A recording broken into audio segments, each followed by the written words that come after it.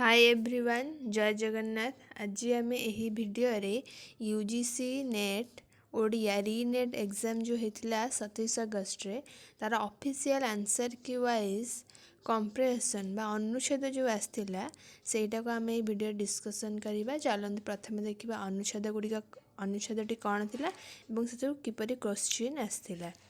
अनुच्छेदटी कौन थी? निराश्रय शिशुर विकास पाई विश्वप्रीति और अनंत उदारतार आत्मार महाशक्ति देखा हेब। विषम विचित्र जगत एही महाप्रीतिर लीलाभूमि। एही महाप्रीति बल जगतर समस्त विषमता मध्य समता प्रतिभात होउछि। जगतर वस्तुराशि परस्पर अपेक्षा महाविश्वर एकत्व रखिअछन्ति। एही अपेक्षा एही प्रीतिलीला मुहूर्तक पाई अविच्छिन्न हेले समस्त विश्वजगत वास्तविक विशृंखल हेब। जगतर समस्त आपात विशृंखला मध्य एही विश्व मैत्री आदर्शर संयम रखिअछि। शिशुप्राण एही अपेक्षार संबंध और एही विश्व मैत्रीर लीलार विकास लभुअछि। फल एही अनंत विश्वर महाशक्ति अनंत प्रीति रूप शिशुर विकास क्रमशः प्रकटित हेउअछि। यौवन शिशुर एही विकासर चरम सीमा। एही ठारे आत्मविकासर प्रारंभ एवं विश्व मैत्रीर स्वत विकास। निराश्रय मानव शिशु जेतेबेले यौवन पदार्पण करे तार अंग प्रत्यंग सौष्ठवमय पृष्ठ कर्मक्षम हुए एवं सेतेबेले ताहार अनंत प्रवृत्ति एकाबेलके जागी उठे। केवल मनुष्यर नुहे समस्त जीवजगत एही शरीर भाव स्पष्ट। मैत्रीर प्रसार करिबा पाई विश्व विकासर अज्ञात कामना ताहार शारीरिक आत्मविकास। एही आत्मविकास रे से निजकु अपूर्ण मने करे। शिशु वृक्ष युवक होई आ पत्र बाहर न करी फूल फुटाई दिए। किए कहिब कि अनंत उन्मादन रे पुष्पर गर्भकोश पराग संगम पाई चाई बसी थाए। परीक्षा करी देखा जाइछि पराग प्रतीक्षारे नवपुष्पर उष्मता मानवर शरीर उष्मता ठारू अधिक। समस्त शरीर को उष्म करी मधुकोश घेनी पुष्प की आवेगरे 3 घंटारू अधिक काल भ्रमरर पदरेणु प्रतीक्षारे चाही बसी थाए। यह थिला अनुच्छेदटी।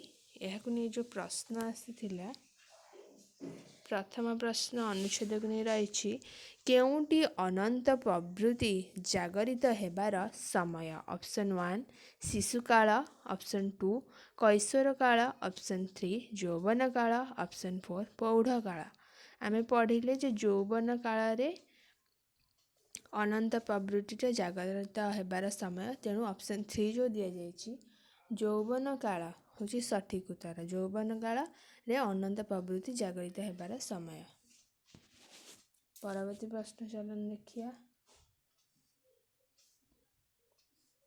आत्मविकासर आरंभ सहित कहार अभ्युदय घटे। ऑप्शन 1 अनंत उदारता, ऑप्शन 2 विश्व मैत्री, ऑप्शन 3 सांप्रतिक संप्रसारित मैत्री, ऑप्शन 4 जगतर विषमता। आत्मविकासर आरंभ सहित कहार अभ्युदय घटे। आत्मविकासर प्रारंभ सहित विश्व मैत्रीर अभ्युदय घटे। ऑप्शन 2 जो दिया जाइछि ताहा होछि सठिक उत्तर।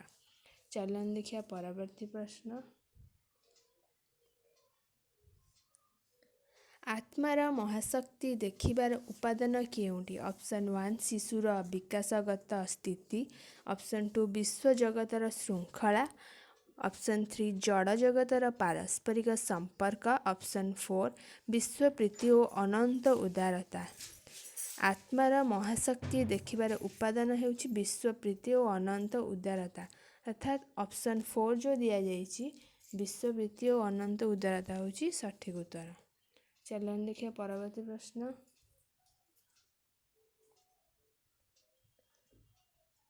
जगतर विशृंखलार संभाव्य कारण कौन। ऑप्शन 1 अविच्छिन्न प्रीतिलीला, ऑप्शन 2 विच्छिन्न प्रीतिलीला, ऑप्शन 3 विश्व विकासर आग्रह, ऑप्शन 4 आदर्शर संयम विहीनता। जगतर विशृंखलार संभाव्य कारण हेउछि अविच्छिन्न प्रीतिलीला ऑप्शन 1 जो दिया जाइछि अविच्छिन्न प्रीतिलीला सेटा होची सठिक उत्तर ऑप्शन 1। चलन देखिए परवर्ती कौन रही।